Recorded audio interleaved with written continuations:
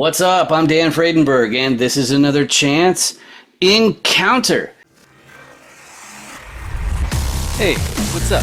I'm Dan Fredenberg. I'm a commercial real estate guy. I'm from the internet.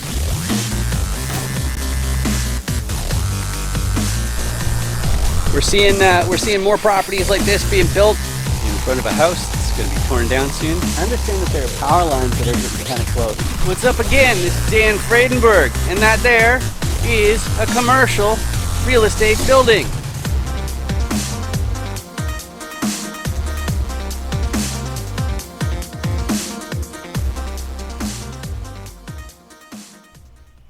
Hey there, my 9-year-old daughter has a reminder for you using this paper katana, and that is to make sure you hit the gear and use the speed controls, because it changes it from this, ready,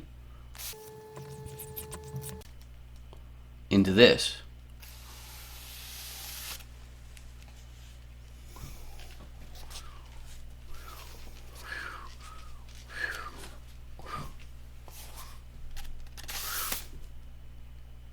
Like magic.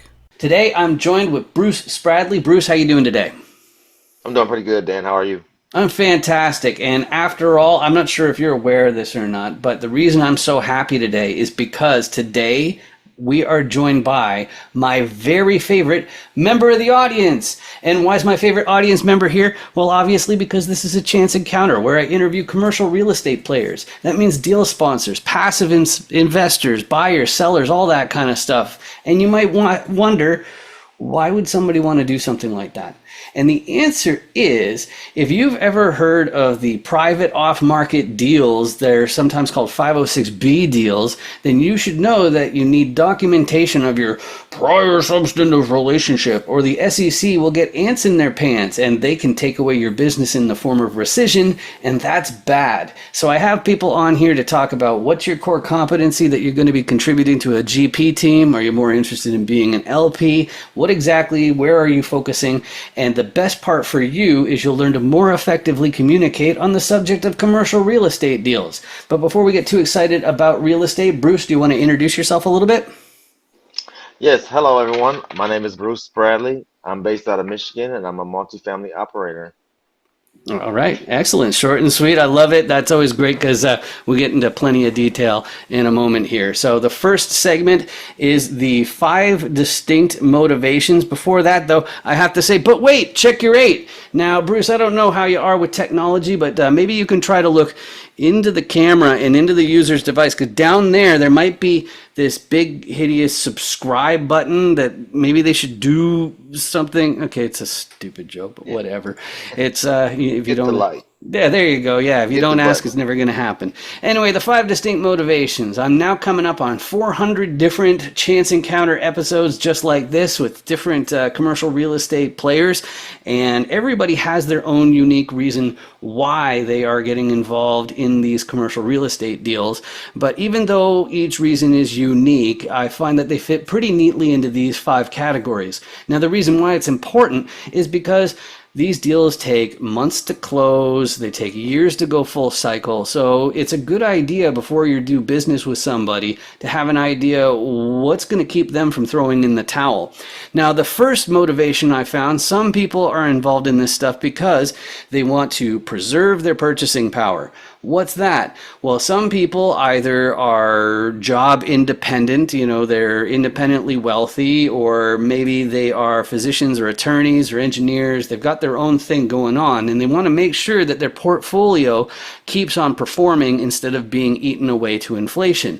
Now, you might ask yourself, if somebody is in that sort of position where, maybe their portfolio is paying for all of their bills, well, what's going to make them pull the trigger and make another acquisition? Well, there's a couple circumstances. One is if inflation rears its ugly head, then it's going to eat away from your purchasing power, and it's going to be time to borrow against your assets to make more acquisitions. The other one is when there's an asset crash, or basically when you can buy at a really, really steep discount. Now, of course, everybody should be trying to negotiate the steepest discount you possibly can, but the emphasis here is that people in this situation, they don't have to make a deal every 10 seconds. seconds. They don't have to make a deal for deal's sake. And full disclosure, that's not where I'm at in my real estate journey yet. Now, what describes me a whole lot better as far as my motivation to get involved in the real estate space is because I want to trade time directly for wealth. And what I mean by that is my background, I got into real estate through tech. So it was actually my CRM agency helping people with their full stack development, with their online funnels, their content creation, marketing, and all that kind of stuff has been a more newer part of that. But the fact is, I started working from my agency with a real estate company in 2014. And I realized that as I'm pursuing these bigger and better salaries and higher titles like Chief Technology Officer, the problem is my tax bill gets bigger and bigger and bigger. And so when I was watching my boss, he was doing 10 single family transactions per month like clockwork for years before he hired me, I started to realize, hey, wait a second, maybe it's more advantageous to pursue deployed capital, aka equity, instead of a bigger salary and effectively be giving half of it away to tax. So that's what I'm up to. And I get that that's a little bit abstract for some people, especially youngsters in their 20s and things like that. Usually they more want to fast track retirement. In other words, they want to hustle like crazy so that they can retire at an earlier age. And that's why they're working real hard right now. Now, of course, a more sophisticated version, not to throw shade, of that would be that you just want to control your own schedule, be able to go to your kids' baseball games or special events and all that kind of stuff without being beholden to some boss who says, no, you have to work on this day or that day. And that makes a lot of sense. The only downside of having this as a major motivator is that you tend to, like, if you are a big fan of this idea, you tend to believe that everybody secretly is trying to retire. And I assure you that's simply not the case, especially those that are fueled more by ambition. They want to buy their entire hometown. They want to make sure that they have the biggest skyscraper, the biggest yacht, or that at least they want to make sure that their great grandchildren have a legacy so they don't have to work a day job. And I get that in some circles, especially politically, that's frowned upon, is having that sort of level of ambition. But the fact is that when properties fall into neglect, when somebody's asleep at the wheel, that's when everybody starts having a really bad time. So having someone who's motivated in this sense really does benefit the GP team, and that's why they're great to have on that group as one of the people who run it.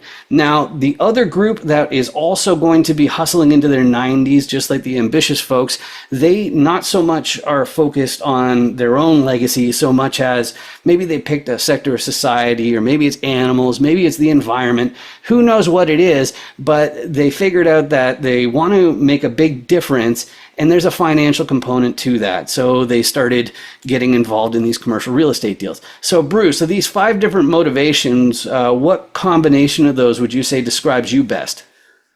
Well, first and foremost, I want to help people. I want to get people out of bad situations and bring them to a better situation. So that's one of my motivators. And also, I've been in this W-2 job. I've been at my W-2 job for the last 15 years. And like you say, it's very time consuming. They can demand your time. You got to work these Saturdays. It's like, what are you going to do? You got to work the Saturdays, so I can't hang out with my family. So family is definitely a big motivator for me also, into getting some passive income to kind of buy your time back. I love that answer, and I know we were talking about the importance of family before this, and I understand that so many people, they don't have that opportunity to spend enough time with the people who they love the most, and it's a real rude awakening when you realize that your job, it's not going to be a reciprocal relationship like it is with your family. So I love that answer. But of course, one of the problems of talking about motivation is you frequently get people looking pretty starry-eyed, overly optimistic. And, the fact is, every business has its risks. Real estate is no different. And when I first filled out the suitability questionnaire, the financial questionnaire that you have to fill out to know about these off-market deals, these private deals you're not allowed to publicly discuss, One question in particular bugged me a little bit, and it was the tolerance for risk assessment question. The reason I didn't like it is because I found that of all the multiple choice answers, none of them were really reliable. Like that, it was just a little bit too subjective, and I needed to get a better idea of how much risk somebody actually tolerates. And so I made my own question for that, and it's a fill in the blanks question. It is. There are many popular investment asset classes, but I think blank is too risky. So this can be inside real estate, it could be outside real estate, it could be one of each if you want. Bruce, what's too risky for you to invest in? Uh, W-2s. Hmm. Hmm. If you invest your time in the W-2, you're not in control. Yep, absolutely. You can get laid off at any time. I totally agree Hmm. with that. And like the other one, the rude awakening for me was when I heard that saying that if you die on the job, your help wanted ad for your job will be out before your obituary. Oh And yeah. it's pretty morbid to think about, but I think it's an important one to realize, like how you really should prioritize your time. Of course, that also means that you need to be proactive, putting out resumes at other companies all the time, regardless of how cushy your job is. So I love that answer. Hmm. But that brings me to my next segment, which is the favorite deal metrics. And it may seem funny for some people. The fact is, this question I thought was a little bit too fastball for my first 100 or so chance encounters, even though I think it's really, really important. People who are real spreadsheet jockeys, people who really focus on the underwriting and things like that, they look at all the different deal metrics and say, it's like, okay, like, how can you say these ones are important and these ones are not? It's like saying, like, which children you like the most or something like that. It just doesn't make any sense. But it hit me that even if you are front of house, like a public relations or a marketing person who doesn't really have that much of an understanding of most of the different numbers. The fact is, we're all curators of deals at the end of the day in real estate. And so we're going to use some numbers we're going to focus on some to figure out which deal looks better on the surface. And for anybody in the audience who's only listening and not watching, I have 14 different example items on this list here, and I read them all out so that we have something to start with. They are cash on cash, IRR, which is internal rate of return, which is also basically like an equity multiplier. So if you put in 100K, of how many times of that 100K are you supposed to receive over the life cycle of the investment? Next, there's cost per door. There's the net operating income of the property. There's the going in cap rate, which is actually talking about it's a back of the envelope way to find what kind of discount you're getting. There are major brokerages that publish the cap rates, the standard cap rates of commercial properties in every major metropolitan.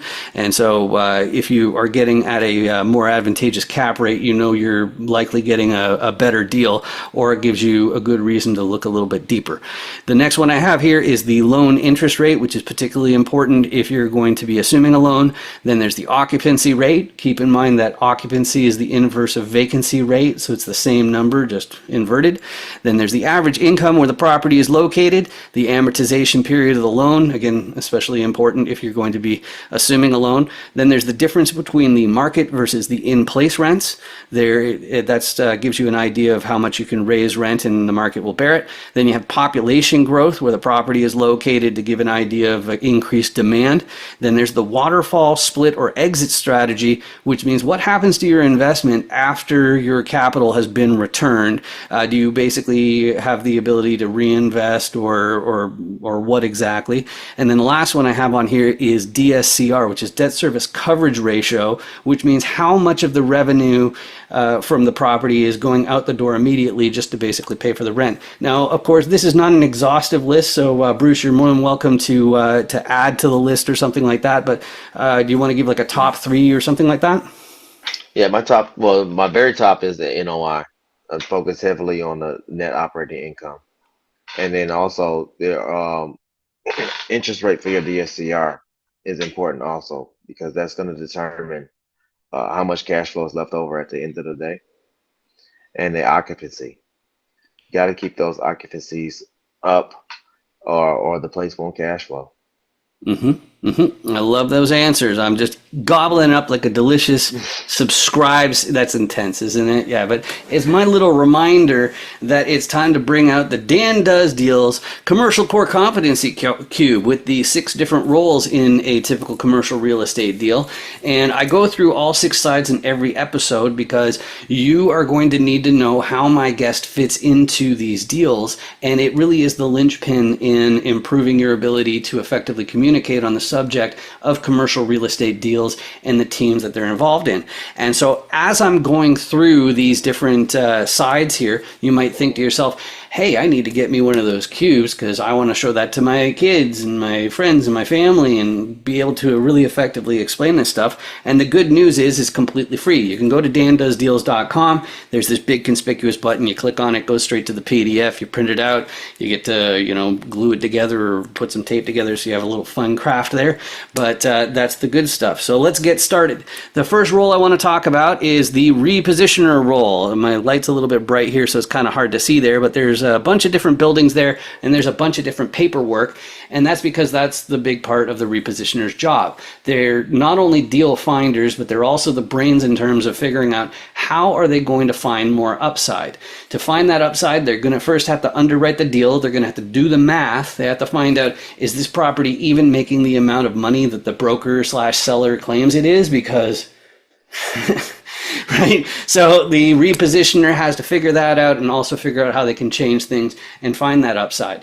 But if I were to put my finger on the most peculiar part of repositioners, these highly public-facing people, I'd have to say it's why do they have to build this huge network of financiers? Okay, so that's investors, that's bankers, lenders, all that kind of stuff. And the answer is this is a super capital intensive industry. So if you can access cheaper money, in other words, a cheaper loan or something like that, that goes straight to the profitability of the building. So that's something that people are always on the lookout for. It doesn't matter what kind of real estate investor you are looking for more people who don't want to deal with anything other than paperwork, the owners, and money. And that's what financiers do. But of course, the first place after finding the financial backing that a repositioner is going to look to try and find that upside is they're going to take a look at operations and make it as efficient as possible. Now, of course, there's more to operations than just unclogging toilets that are filled with Benjamins right here.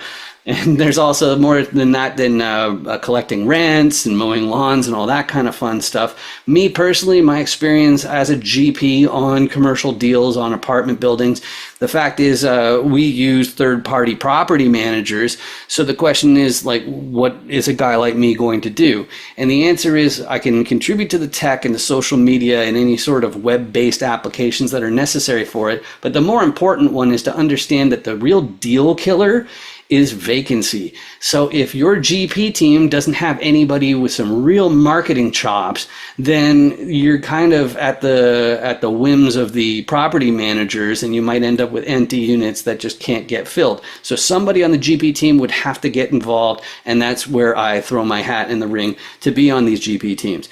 But of course, there's only so much of additional efficiency you can find in operations. So frequently the repositioner will then turn around and get a contractor team involved to do a value add. Yeah, this is really, oh, there we go. Now I can kind of see the angle there, the hand and the tools and all that kind of stuff. But the contractors, their job is to renovate the place so that future residents will be more than happy to pay more rent than the current ones. And so therefore you've got more upside. But if only things were actually that easy.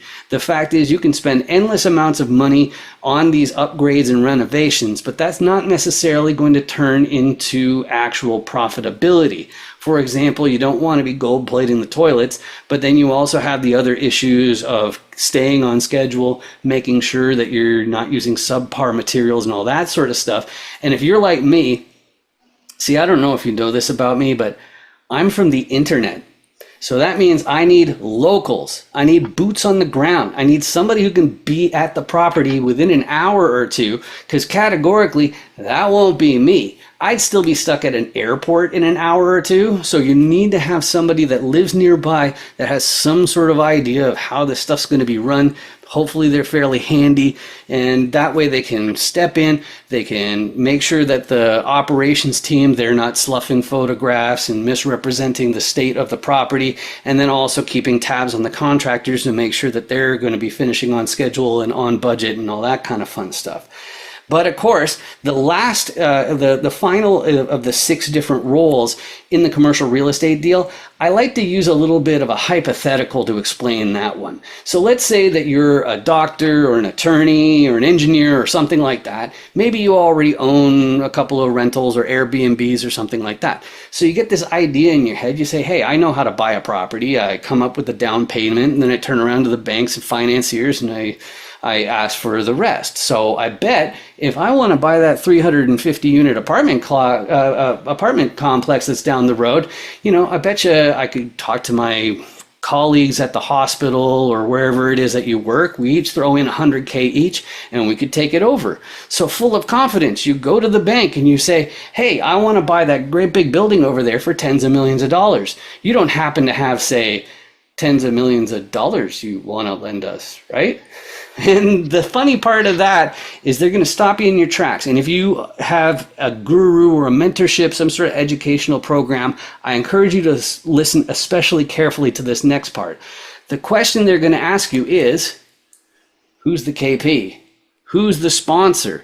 Now, what's that all about? So the KP, or the sponsor, the key principal, that's the person they're going to require, because if you think about the bank's position here, they take these deposits and then they lend it out to real estate players, and they have to make sure that they're not just going to take all that capital, put it into the building, run it into the ground, and have no returns whatsoever. So what they require is somebody in the deal has to already own a similar asset, or you're not going to be eligible for a commercial loan. Now, of course, there's more to it than that. You need a certain amount of liquidity to prove you can run the business effectively. And then for collateral among the GP team, you need to have a balance sheet of at least the amount of the loan. But if you have all those pieces, you got yourself a commercial real estate deal. So, Bruce, I know that you tend to focus on underwriting. That's one of your big pieces of the puzzle. Of course, everybody has some sort of investor and financier relations, but where do you see yourself fitting in your next deals? No, repositioner. Reposition. Definitely. Okay. Reposition, yes. Excellent, excellent. So then we'll talk about buy box. Then we'll know exactly what you're looking for. So when a real estate person says, hey, what you're looking for, what's your buy box, we're asking for 3 main things. First one's geography. Where is it? Which state, which county, possibly even which neighborhood. It's all going to matter before you call it ideal. Now, the second one, size. Most of my guests are in the apartment complex, the multifamily sector. And so the way you define size in multifamily is by the number of apartment units. So we call it the unit count. The reason why it's relevant, though, is because the type of group that takes over 5-unit or 10-unit apartment complexes, they're going to be fundamentally different from the ones who take over 100, 150, 250 unit apartment complexes. So that size definitely matters. Now, I get more and more guests on this show who are in flex space or warehousing or industrial or something like that. And size still matters, even though they don't go by unit count in those cases. It might be square footage, it might be acreage, but that size concern based on the firm that's taking it over is still absolutely going to be relevant.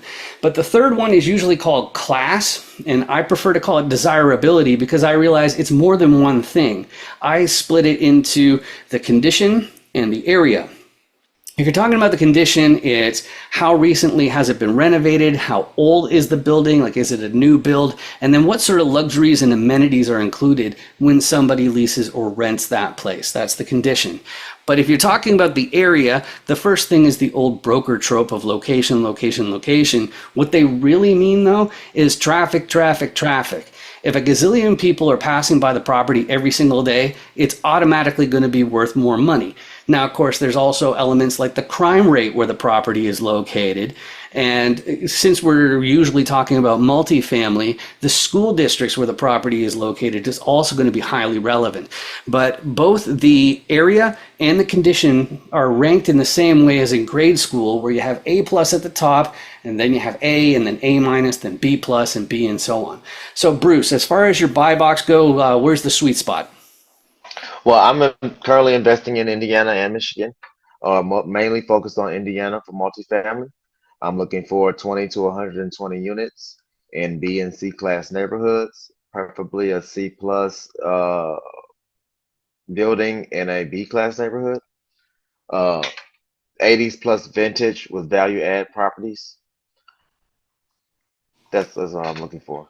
All right, perfect. So then the next question has to be about people. It's my favorite part of this industry. Maybe that's because coming from tech, you get people who are very, very private. They're not overly social. They're like, we still absolutely, pick our individual friends or something like that. But I think it's because multifamily and commercial real estate, it's a team sport. It's everybody tends to focus down on individual roles and become the best they can be at that particular side, because nobody's going to be all six of these different roles for any meaningful amount of time.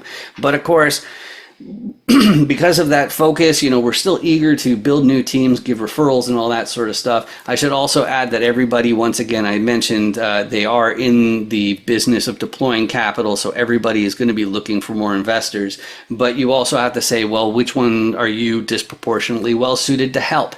Me personally, because of my tech and marketing background, I find that the sponsors and KPs are the people who I usually want to talk to, especially because of my strategic alliance right now with a financial services and fractional CFO company that I'm promoting. So that's who I'm looking for.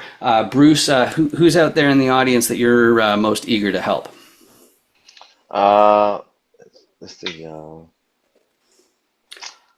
So, Uh, so probably be investors, and then like who yeah, else? Who else on your team do yeah, you find? investors. Yeah. Yeah, definitely. Yes, they would definitely want to help the investors. That's the main player in this whole deal. Mm-hmm. But Mm-hmm. also the sponsors Yep. and All the right. mhm. Excellent, excellent. So that brings me to the last part, which is how to reach out. I'm going to sandbag that and talk about myself. And of course, I'm really easy to get a hold of. I got this pretty distinct looking last name, Friedenberg, so it makes me easy to find, especially on LinkedIn, where I spend most of my social media time. But of course, the other things that I should mention is you can watch more of these episodes on dandoesdeals.com. There's also my educational site, which is a bit tongue in cheek about some of the nasty undersides of real estate, which is realestateisascam.com. But if you scan this code right here, that goes to my Amazon page, where I've got a few different books on different business skill building topics that you can check out. And that's one of the best ways to reach out to me. But Bruce, if people want to reach out to you, what are the best ways? Yes, I am actively on LinkedIn and Facebook. At for just look under Bruce Spradley, my name, and I represent Atomic Investing Group, and we look forward to talking with you. All right, sweet. And that brings me to the last thing, which is my public service announcement. It's actually not for you, Bruce, it's for you in the audience. If you've been watching this episode and experiencing searing pains in your eyeballs, like migraine like symptoms, I'm confident it's because you didn't hit that downright hideous subscribe button that's down there, and you can hit it for free. I'm biased. I want people to hit it so that those deadbeats at YouTube start to pay for these videos instead of me. I think that would be fantastic. Now, the trade-off to you, it's completely free to subscribe. It just means that my videos may show up on your list of suggestions, like the series Chess with Investors at chesswithinvestors.com, where I interview other real estate and other types of investors talking about what they're looking at right now over a live game of chess. So we gradually start to hate each other more and more and more as the game stops going our way. But you can go ahead and ignore all those suggestions after you subscribe. The fact is, I just appreciate the fact that you spent this time with me. Just like Bruce, I appreciate you joining me. This has been great. Great. I appreciate the invite, Dan. Thank you. All right, awesome. You want to underwrite something, and there are people charging anywhere from $5,000 to $5,000 to underwrite something for you, and I just don't see that that's fair. I think our goal is to demystify, or however you want to put it, the underwriting process. Is it smoke and mirrors? Is it that simple? In most cases it is, but I think people are just making it way too complicated, and my offer is you bring something to me, we'll underwrite it, no fee.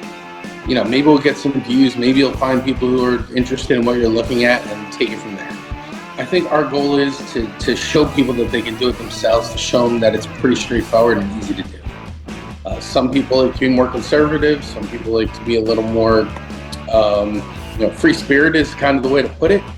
To go out there and make some money, you're risking money. And, that's kind of the goal here. The goal here is to kind of give you the basics so you can go into that next phase. The whole goal would be to create a spreadsheet basically of what your risk tolerance is and find something that fits your mold. Instead of underwriting 100 deals, find the deals that make sense to you. Do you want cash flow? Do you want appreciation? Do you want equity? That's all stuff that we'll go through. And I think it'll provide an immense amount of value for people to look at their next possible investment. We made sure that, what you're looking at is viable and profitable, because those are the two major factors when you get into this. When it's brick and mortar and you have assets, it leads you down one path. When you're looking at a strictly online business that may have intellectual property or something to that effect, you have to kind of look in that direction as well. So each bucket is going to have its own little nuances. No catch, just knowledge. I think you're going to get a lot of value from this, and just to show you that it's not something you have to pay for. There's no point in wasting time, money, and energy into something that's not going to be fruitful. When you look at these billion-dollar deals that I've looked at versus the $100,000 deals that I work with, the only difference is capital. There's really not much different to it. I mean, there might be more points on this end, or there might be, some hidden asset on this end, but it doesn't make a difference. It all comes down to capital and how you can make money. We're going to have a lot of fun, and we're going to get into the numbers. We're going to look at why this business is profitable and what we plan on doing. There's no reason to beat around the bush. There's no reason to mail it out, wait 2 weeks for a bad example. We're going to go through it pretty easy, 10, 15 minutes, and you're going to get an answer.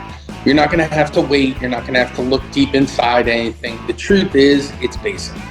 Bring a franchise, bring a friend, bring a building. I mean, we can underwrite a horse race if you want. We can underwrite just about anything to make sure that there's value in it.